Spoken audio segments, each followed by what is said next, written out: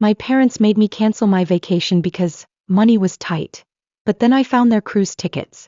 I didn't confront them, but now they regret everything. I was cleaning my parents' kitchen and babysitting my nephew when I saw it. A thick envelope sitting right there, half open like it was nothing. The logo on the front caught my eye first. A fancy cruise line, the kind you only see in those luxury travel ads. I frowned and pulled the papers out. It took me 3 seconds to understand what I was looking at. A full itinerary. My parents. My brother. My sister. Her husband. Even their kids. A fully paid for week-long cruise. I felt my stomach drop. My hands tightened around the papers, my heart beat loud in my ears. This had to be a mistake. They couldn't afford a vacation. They told me so.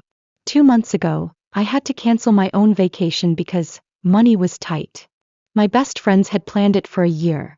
5 days at an all-inclusive resort, the first real break I'd taken in years. I'd saved every penny myself, worked overtime, turned down nights out just to afford it. Then my parents sat me down and told me they needed help.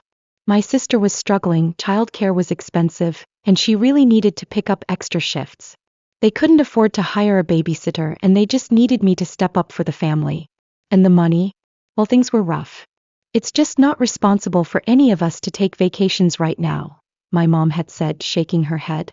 We all have to make sacrifices. So I canceled. My friends were disappointed but understood. They went without me. Now, standing in my parents' kitchen holding proof that they had lied to my face, I felt something inside me snap. They hadn't just gone on vacation. They had gone without even telling me. No one had mentioned it. Not once. My brother had texted me that morning about borrowing money to fix his car. My sister had asked if I was free for babysitting next weekend. My mom had called just yesterday to chat about nothing. And yet they were all leaving in 2 days for a cruise. A cruise scheduled for the exact time of year I could never take off work. I stared at the dates on the paper. This wasn't a coincidence. They hadn't just forgotten to invite me. They had planned it for a time when they knew I physically wouldn't be able to go. Just in case I found out and wanted to join. I heard my mom coming down the hallway, humming to herself. I shoved the papers back into the envelope and stepped away from the counter just as she walked in. "Oh, honey, thanks for watching him today," she said, grabbing a bottle of water from the fridge. "You're a lifesaver." I nodded. I couldn't trust myself to speak. He had no idea I knew. No guilt. No hesitation. I forced a smile. "No problem." She glanced at the clock. "Oh, I have to pick up a few things before." She cut herself off like she almost said something she shouldn't. I waited. She cleared her throat and smiled. "Before dinner." I let her leave without saying another word. I learned early on that in my family fairness didn't exist. When I was 6, I wanted dance lessons. My mom sighed and told me they were too expensive. We just didn't have the money for that kind of thing. I understood. I was a kid, but I wasn't selfish. I dropped it. A month later, my sister got horseback riding lessons. Not just a one-time thing either.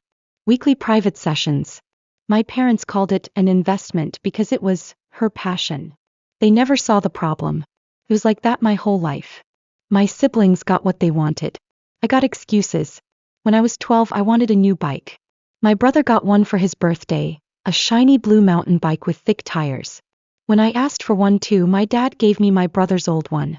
The seat was torn, the handlebars wobbled, and the brakes barely worked. "But it's still good," he said. "You don't want us to waste money, do you?" When I was 15, my class was planning a trip to Washington, D.C. I wanted to go so badly. I saved up from babysitting, doing odd jobs, even skipping lunch at school so I could put away a little extra. A week before the deposit was due, my mom sat me down. "Honey, we just can't afford it right now," she said. "It's a lot of money. Maybe next year." I nodded, swallowing my disappointment. I knew how things worked by then. A month later, my brother went on a ski trip with his friends. My parents paid for the whole thing. I asked about it once. Just once. Mom gave me a tired smile. "Sweetheart, it's different. He really needed this. It's important for his social life." Right. Because mine wasn't. I stopped asking after that. By the time I was in college, I understood my role in the family. I was the responsible one. The independent one. The one who didn't need help. My sister and brother got handouts. I got lectures on hard work. My sister's wedding? My parents paid for the whole thing. Venue, catering, dress. Everything. When I graduated, they gave me a congratulations card. No money. No support. Just words. My brother struggled in his 20s. He racked up credit card debt, lost jobs, made bad financial decisions. My parents bailed him out every time. You're doing fine on your own, my dad told me once when I asked why they never helped me the way they helped him. You don't need us the way he does. I did need them. I just never had the luxury of showing it. By the time I started working full-time, my parents started relying on me for favors. Babysitting. Helping out with bills. Always giving, never getting. And the vacations? That was the final straw. It had happened before more than once. Plans would be made, trips discussed, ideas thrown around, until it came time to actually book. Then suddenly something would happen. Money would get tight. Someone would need help.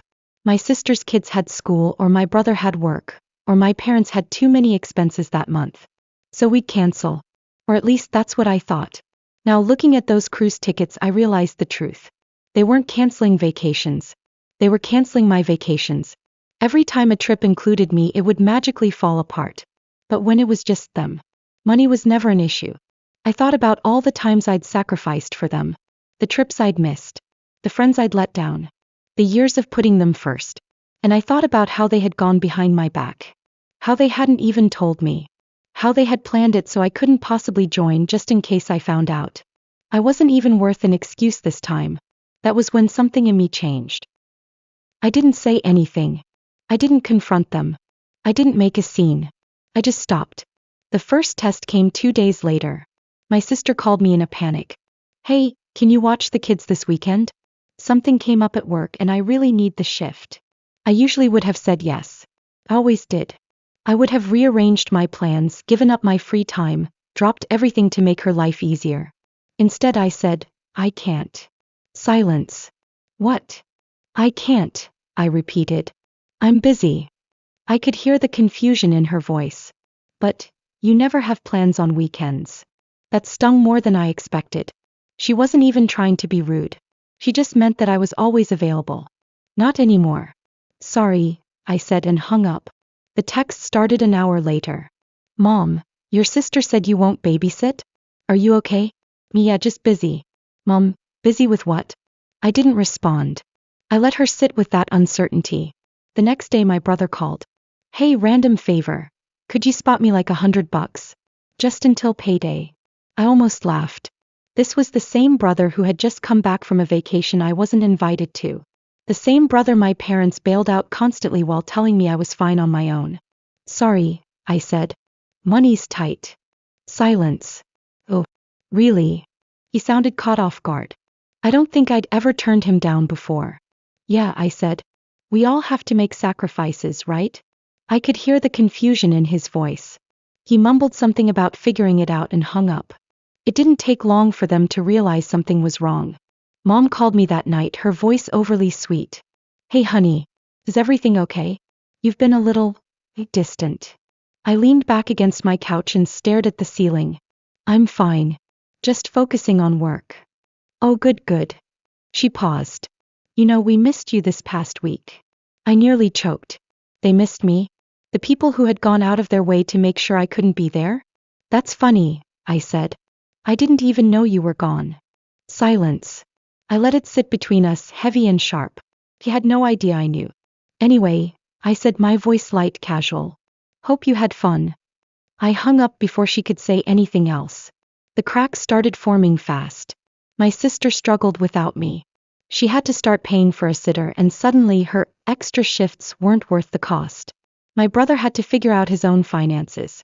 Turns out, when you burn through money expecting someone else to catch you, reality hits hard when that person stops catching you. My parents, they weren't used to me being distant. Not answering every call. Not showing up when they needed something. I didn't fight with them. I didn't call them out. I just wasn't there. And they felt it. I knew the exact moment it shifted from confusion to panic. Mom showed up at my apartment unannounced. She never did that. I opened the door and saw her standing there, holding a bag of homemade food like a peace offering. Thought I'd bring you dinner, she said, smiling too wide.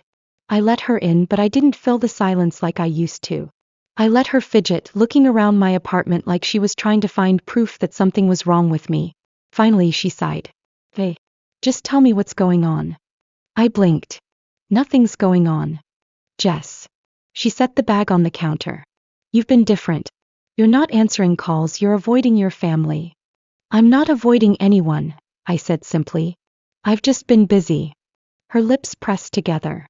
Are you mad at me? I met her gaze, holding it, letting the silence stretch. I wanted her to sit in it. Why would I be mad? Asked finally.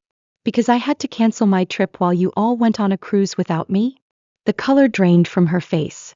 I had never seen her look guilty before. She opened her mouth, then closed it. Jess, it wasn't like that. Oh. I tilted my head. Then what was it like? She floundered. We didn't think you'd want to go. And you're always so busy with work, we thought. That's interesting, I said, voice even. Because you didn't even ask. She swallowed hard. Honey, it wasn't personal. It was, I said. It always is. Her mouth opened, but no words came out. I let her sit in it. And then for the first time in my life, I didn't let her off the hook. I let her sit there, shifting uncomfortably, looking for a way to twist the conversation back in her favor. For once, I didn't let her. She had nothing to say that would change what happened. No excuse that would make it better. I watched as she cycled through her usual tricks. Fake concern, guilt, downplaying the situation. None of them landed. I wasn't playing the game anymore. After a few seconds of silence, she forced out a laugh. Oh, Jess, don't be so dramatic. It was just a trip. I smiled. Not the kind she was expecting. You're right, I said. And now it's just me being busy. Just me choosing to put my own life first. Nothing personal. Her jaw tensed. She wasn't used to being on this side of the conversation. She tried to keep the mood light as she left, but I could feel the tension in her voice. The uncertainty. She couldn't figure out what was happening. I wasn't arguing. I wasn't making a scene. I was just done. She must have called my father on the way home because the next day he showed up at my job. I saw him through the glass doors of my office building, standing outside with his hands in his pockets, waiting. Typical. He'd never respected my boundaries, so why would he start now? I walked outside but didn't stop. Just kept moving toward my car. Jess. He called, hurrying after me. Come on, don't be like this. I unlocked my door. Be like what? You're being unreasonable. Your mother is worried sick. I almost laughed. Worried about what? That I'd finally caught on? She said you think we left you out on purpose, he continued. That's ridiculous. Is it? I turned to face him, leaning against my car. You knew I couldn't take time off work. You planned it for that exact time. That wasn't an accident. He scoffed. So what, we were supposed to schedule our whole lives around you? No. Just not lie to me. That shut him up for a second. He exhaled through his nose, shaking his head. Look, we didn't tell you because we knew you'd overreact. I smiled. Right. So the solution was to prove me right. He shifted his stance, crossing his arms. You're making this a bigger deal than it is. You've always been so independent. We figured you wouldn't care about something like this. That part stung. Not because it was true, but because it was what they had always told themselves to justify what they did. I had never been independent by choice. I had been forced to be. I let out a breath. You know what's funny? When you needed me, when you needed money or babysitting or favors, you never once thought I was too independent then. His face darkened. Jess. No, I said sharply. You don't get to spin this. You don't get to stand here and act like this is my fault. You needed me my whole life. I needed you once. And you lied to me. I opened my car door. He stepped forward like he wanted to stop me, but something in my face must have warned him not to. I got in and shut the door. I didn't look back as I drove away. But I wasn't done yet. I knew how they worked. If I didn't make things explicitly clear, they'd tell themselves whatever version of reality made them feel better. So I made sure there was only one version. I went home, blocked my sister's number. Then my brother's. Then my parents'. Then I did something I should have done a long time ago. I quit the family group chat. It was instant. Less than a minute later, my mom was calling my work phone. I ignored it. Then an email popped up. Subject: what are you doing? Just, this is childish. I don't know what you think you're accomplishing, but we are still your family. Call me back. I deleted it. They weren't my family. Not anymore. They had made that choice a long time ago. I was just finally making mine. I really didn't expect how quickly things would fall apart without me. At first, they tried to act like nothing had changed. Maybe they thought I just needed some time to cool off, that I'd come back like I always did. That I'd eventually feel guilty enough to pick up the phone, answer a text, step back into the role I had played for years. But this time I didn't. And without me, everything started breaking down. It happened gradually at first. Little things. My sister, unable to find a babysitter, started missing shifts at work. A couple of missed shifts turned into warnings. Warnings turned into fewer scheduled hours. Soon she was making half of what she used to. My brother, whose finances had always been a disaster, ran out of people to ask for help. The money I had loaned him in the past had never been repaid, and now that I wasn't around, he had no safety net. He had always assumed our parents would bail him out if I wasn't there, but they were drowning too. Because the thing is, they had always depended on me more than they realized. I had never outright given them money, but I had covered bills when they came up short, chipped in for groceries, paid for things here and there just to help out. I had taken care of problems before they even became problems, patching up the holes in a sinking ship. And now that I was gone, the whole thing was sinking fast. A week after I cut them off, my mom called my work phone. I let it go to voicemail. The message was eerily calm. Jess, sweetheart, I know you're upset, but things are really difficult right now. Your sister is struggling, your brother is having a hard time. We just need a little help getting through this rough patch. Call me back, okay? I didn't call back. The next day, another voicemail. This time she sounded more strained. Jess, I don't understand what you're trying to prove. We're family. You're making things harder than they need to be. I know you don't want to see us suffer. So I ignored it. Then the real panic started. A call from an unknown number. Then another. And another. I finally answered, already exhausted. Hello. A sharp breath. Then my sister's voice. Are you seriously going to let mom and dad lose the house? I blinked. What? They're behind on their mortgage, she snapped. They were covering for me and Brandon when we needed help, and now they're screwed. They're literally weeks away from losing everything, Jess. Something inside me froze. This was bigger than I had realized. I had known they were struggling, but this? It was almost impressive in a way. They had gone on a luxury vacation just months ago. Guilt tripped me into canceling my trip to support the family. And now, suddenly, they were on the edge of financial ruin? What do you expect me to do? I asked, my voice flat. Oh my God, Jess, are you serious? Mom and dad are going to be homeless. They need help. I let that sink in. They needed help. Just like I had needed help growing up. Just like I had needed support when I put myself through college, worked multiple jobs, took care of myself while they threw money at you and Brandon. They had never been there for me. But now that their backs were against the wall, now I was supposed to save them.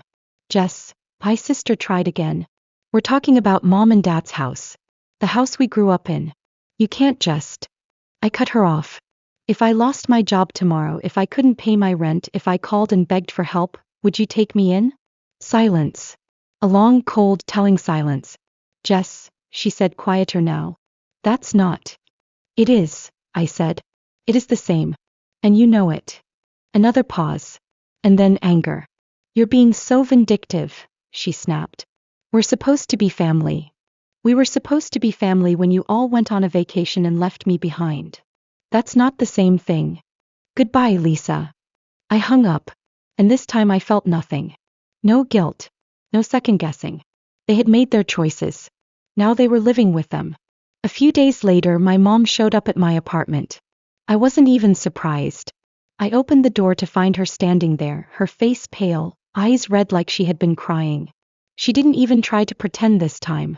Jess, she whispered. We have nowhere else to go. I let those words settle between us. He meant it. They had exhausted every option. Burned through every lifeline. I was their last resort. And I knew in that moment that if I let them back in, if I helped them now after everything, they would never stop. They would never change. And I would never be free. I inhaled slowly, gripping the doorframe. I'm sorry, I said. But I can't help you. Her lips trembled. Jess, please. If I was the one standing here, I said softly, would you let me in? Tears spilled down her cheeks. You're our daughter. I nodded. And I was your daughter when you chose to leave me out. I stepped back and I shut the door. I stood there listening. Waiting. I heard her cry. I heard her plead one more time. And then finally I heard her leave. I exhaled, feeling something lift off my chest. It was over. Was I wrong for not helping her?